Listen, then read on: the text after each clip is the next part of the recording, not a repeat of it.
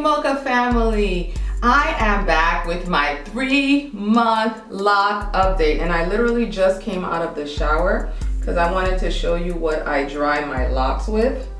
I dry them with a t-shirt. This is just a cotton t-shirt, and I kind of scrunch my hair.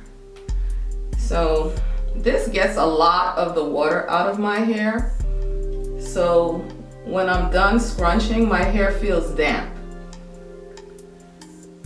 But I want to tell you guys, when I do the 360 and you see my hair, if you see anything in my hair, just know that this was not my best wash day.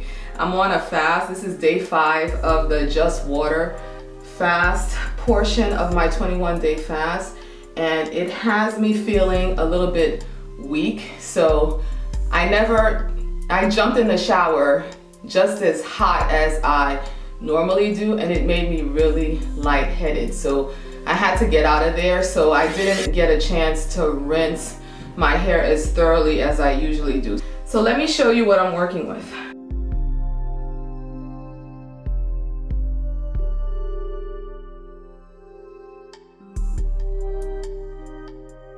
Okay, I am back. I have to take off the sweatshirt and the turtleneck. I was just getting too hot. But anyway, what do you guys think? I don't know that I can see a lot of difference visually between how my locks looked last month and this month. And that is something that I want to point out to you if you are just starting the lock process. This, you guys, is such a slow process. I had a very weird experience this month of feeling like the time was flying because I'm so busy, but yet at the same time, when it comes to my locks, it felt like time was moving so slow. It feels like it's been so much time since my last lock update, and I think the reason for that is because this month I've basically not done my wraps. I typically wear a wool hat and have the locks peeking out from under that, and so when I'm in the house, I have nothing on my head. So I've been seeing my locks every day, and when you look at your locks and examine your locks every single day, you're not going to see as much of a difference. So when it comes to that, it's actually easier for me to be patient if I actually wrap my hair. It has nothing to do with me being ashamed of what my locks look like. In fact, right now, I would say these locks are pretty stylable. Even from scrunching my hair up when I'm drying it in the shower, I get these cute little crinkles all over. So I could do a twist out or a braid out or set it on some curlers, and I could probably really style my hair.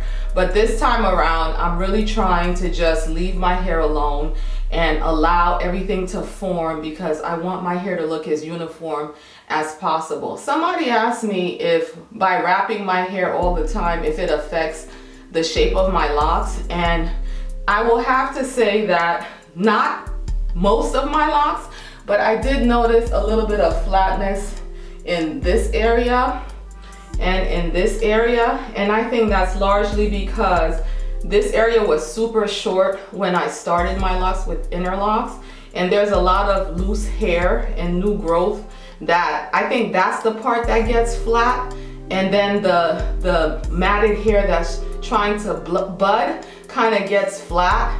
I don't know if that would be something permanent, but I've noticed that since I've been wearing the wool hat instead of the wraps, that's not there at all because it doesn't get covered.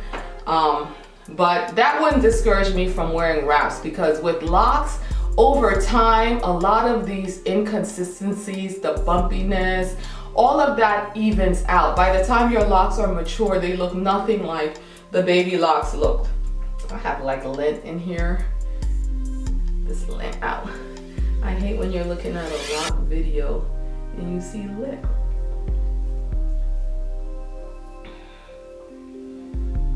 All right, that's better. So today I really wanted to talk to you guys about my edges. My edges that you never see, and I'm going to change that for you today. Here are my, can you even see anything? I don't think you can even see anything extraordinary about my edges. But I wanted to talk about my edges because I like to say that my edges are not part of the locking process.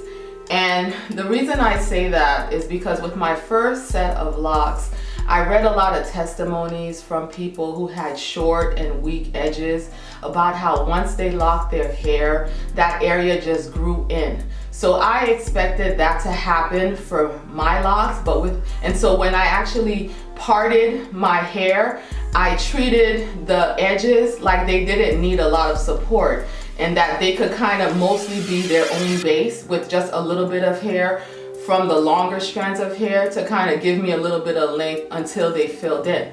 But what ended up happening is that my edges never filled in. And I ended up having to combine my locks in those areas, and the edges, the shorter part of the edges just slipped out of the lock. And I always had this little afro in the front. And so some of the styles that I wanted to do, which would involve pushing your hair off your face and not having a bang or any kind of hair hanging off to the side, I didn't really like how they looked. And even with gel, trying to slick it down and stuff, I just really didn't like how that looked. So this time around, since I knew that my locks don't participate in the locking process, I parted my hair as if I wasn't even paying attention to my edges, and I just made a lock out of the longer strands of hair. So when my edges come out, I won't have to combine anything. I already have a strong lock and it's gonna be all good. Because I really didn't like having the thicker, chunkier locks along my hairline. I think that would have been better in the back or blended in, but you know, with skinny locks up here and then a few thick locks because I had to combine, I really wanted to avoid that this time around, and I think I've been successful. So my weak edges basically came from postpartum shedding. I lost my hairline with all 5 of my kids and they just never came back.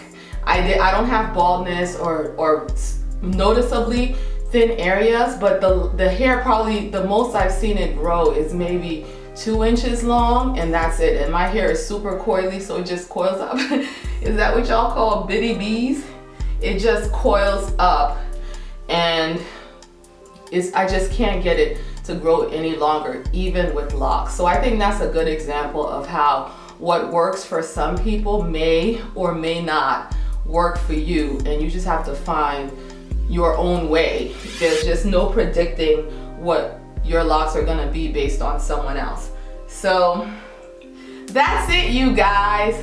The one thing I'll say is that the difference between starting them with long locks, long hair, long loose natural hair, like I had like a little longer than bra strap length hair when I started the first set, is that I watched my hair shrink up and get shorter for a long time before it started to get longer with the locks. Whereas with these, once it shrunk to whatever shrinkness it was gonna shrink to, it didn't shrink anymore, and I can actually see the locks hanging more as the new growth comes in. I can actually see my hair growing longer, which is probably the biggest difference, and I like that. I like that better. But anyway, that's it. That's all I have for you. Leave your questions and comments down below.